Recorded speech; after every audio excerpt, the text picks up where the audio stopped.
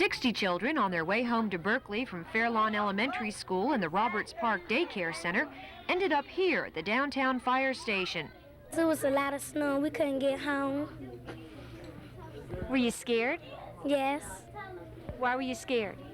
because I was scared we wasn't getting a wreck. After games and a dinner of hamburgers and popcorn, the children were bedded down on firemen's blankets for what turned into a giant slumber party. My mama, she was calling the area, and my sister, she was crying, and my dad was worried about me. Did you tell him not to worry? Yeah, and I told him bye-bye. You told him what? I told him bye-bye. I wanted to stay. What was an adventure for many kids, however, was a nightmare for their parents. Luke Sessler waited in the snow for 2 hours before his 11-year-old son Bobby finally made it home from Tidewater Park Elementary School shortly after 9 o'clock. No one knew exactly where the children were. That's what upset us so much. We couldn't put our hands on them. We couldn't go get them.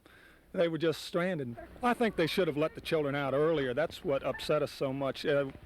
Even the news people were saying it was coming. Everybody knew it was going to happen, and they waited too long to turn them loose.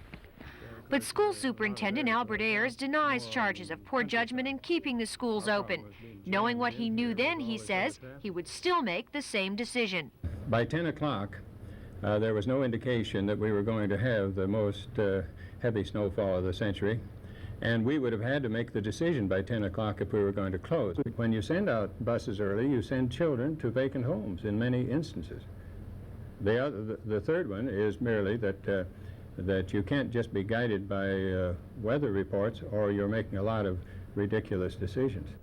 Norfolk schools use almost 300 buses. About 2/3 of those make double runs for elementary and junior and senior high school students. That, combined with crosstown busing for racial balance, complicates the logistics of early closings. Ironically, we spoke with Dr. Ayers just yesterday about the city's system for closing the schools. He recalled an incident last week in the Maryland suburbs of Washington where parents were up in arms about the closing of schools. Only there it was because the schools were closed and the snowstorm amounted to very little.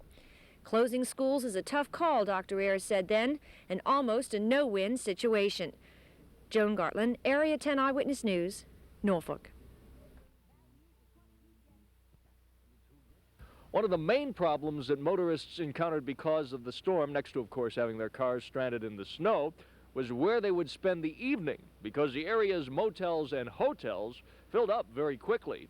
Before we got everybody checked in the hotel, we had a few people sleeping in the lobby and more people sleeping in the ballroom. But we're just trying to get them out of the cold, and the Norfolk police came and asked if we could bring the people in out of the weather, and we had them sleeping everywhere. Police were calling all area hotels and motels, and many of them, like the Lake Ride in Norfolk, were already booked.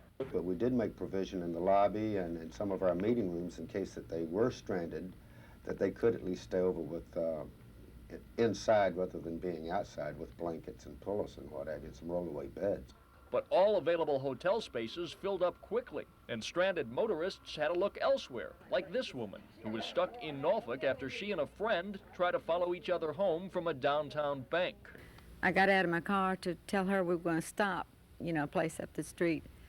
And when I went back to my car was running, my pocketbook was in my car, and I couldn't get my door open. It was froze. Paramedics finally came along and took the pair to the #1 fire station in downtown Norfolk because there were just no more rooms for rent in the city. Meantime, business was booming back at the motels, where many say they did the best restaurant and bar business they've ever done.